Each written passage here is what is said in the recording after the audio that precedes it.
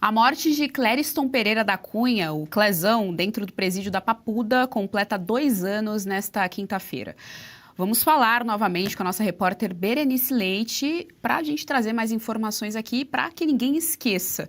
Clezão, cuja saúde debilitada foi notificada à Justiça, estava em prisão preventiva há mais de 10 meses por ordem do ministro Alexandre de Moraes. A gente vai conversar então com a Berê. Berê, aquela hora me antecipei, dei tchau, mas não, Berê está aqui de volta para falar com a gente a respeito desse caso do Clezão, morte da ditadura da toga, né, Berê? Essa que é a verdade. Pois é, Geise, hoje a gente está aqui justamente para lembrar e não deixar essa história ser esquecida, né? A família do Clériston Pereira da Cunha está até hoje, né, enlutada, e é um luto que jamais deve ser superado.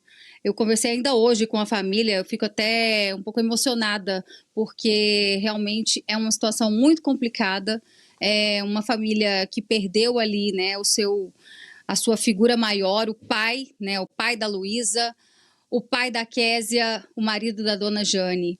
E ele, como você bem disse, já estava 10 meses cumprindo pena na Papuda, uma sentença antecipada. A história dele, para que vocês relembrem, ele é daqui de Brasília, ele tinha um comércio de bebidas e por volta de umas 16 horas, no dia 8 de janeiro, ele decidiu ir até a esplanada dos ministérios, lembrando que nesse horário as invasões já haviam ocorrido, já estava ali naquele momento, gente, em que a polícia estava tentando evacuar o local, né? E ele esteve lá, ele levou poucos pertences, só um celular, e chegou bem no momento, de acordo com a versão que ele apresentou quando teve que depor na polícia, ele teve que se esconder das bombas de gás lacrimogêneo que estavam sendo jogadas lá de cima dos helicópteros da polícia. Então ele, assim como outras pessoas, também se esconderam, né, até por causa das condições de saúde dele, que eram, à época já, não era uma condição de que uma pessoa poderia ficar presa da forma como ele estava, inclusive sem receber os medicamentos. E durante esse período que ele ficou preso na Papuda, ele desmaiou várias vezes, né, passou mal, até que o dia 20 de novembro de 2023, o Clériston estava ali no banho de sol e sofreu um mal súbito, né? Então, quando ali chegou o socorro para ele, já era tarde demais. E a gente lembra do caso dele porque é muito emblemático, porque a Procuradoria-Geral da República, à época, já tinha dado um parecer em setembro. Então, imaginem, de setembro a novembro, o PGR em setembro já tinha dado uma autorização para que ele respondesse o processo em liberdade, né? Ele estaria na condição de liberdade provisória. No entanto, o ministro Alexandre de Moraes não revisou esse pedido enviado pela PGR, e ele permaneceu preso, e foi justamente durante esse período que ele acabou ali passando mal e perdendo a sua vida. Eu conversei ainda hoje com a dona Jane rapidamente, né? E claro, pedi a ela que pudesse nos mandar uma mensagem, até porque é um momento muito delicado e a gente sempre quer estar aqui, Geise, para dar voz a essas famílias, né, que vêm sendo silenciadas por outros veículos de comunicação. Então vamos ouvir a dona Jane, a esposa do Clériston. Hoje faz 2 anos que o Clezão faleceu. Meu esposo, um pai honrado, um homem honrado, trabalhador, um exemplo de pai e um esposo amoroso. Ele estava sobre a tutela do Estado e ele não cometeu crime algum e ele pagou com a vida por acreditar em um Brasil melhor. E sentimos a dor da injustiça que foi cometida à minha família, que hoje Clezão não volta mais e o vazio está, e essa dor a gente vai carregar para o resto das nossas vidas. E o que eu pergunto é, existe justiça nesse Brasil?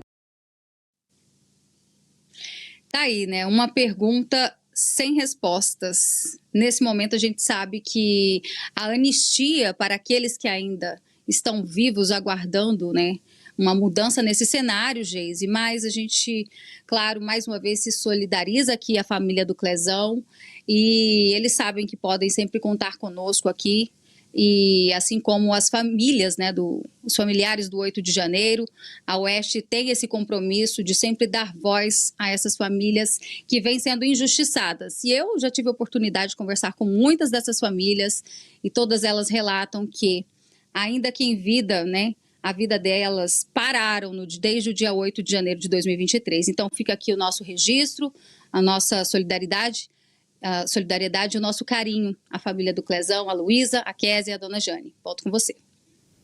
Muito obrigada, Berê. Agora sim, até amanhã. Obrigada pelas informações aqui no Jornal da Oeste, segunda edição.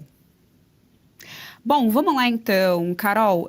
A gente tem aí esse caso do Clezão, que impacta a todos nós. É importante aqui ressaltar, a Berê já falou, mas reforço aqui, a Revista Oeste sempre deu voz aos presos políticos e aos familiares ali do 8 de janeiro, inclusive com capas. Tem capa do Clezão, tem capa da Débora também, a Débora do Batom ficou conhecida como Débora do Batom. Então, só para sempre reforçar aqui que se tivermos no futuro historiadores sérios, eles têm como obrigação moral consultar sempre a Revista Oeste, que sempre está preocupada com os fatos e com a verdade. Dito isso, está aí 2 anos hoje, Carol. O que sempre me deixa bastante admirada é a força que essas mulheres têm. A esposa e as filhas, elas brigam diariamente pela anistia no nosso país e no final elas não terão o pai e o marido de volta, mas ainda assim guerreiras todos os dias estão ali pedindo pela anistia aos presos políticos do 8 de janeiro.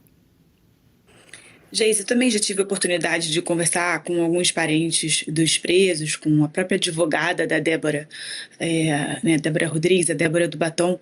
Confesso, né, tô ao vivo quase todos os dias aqui.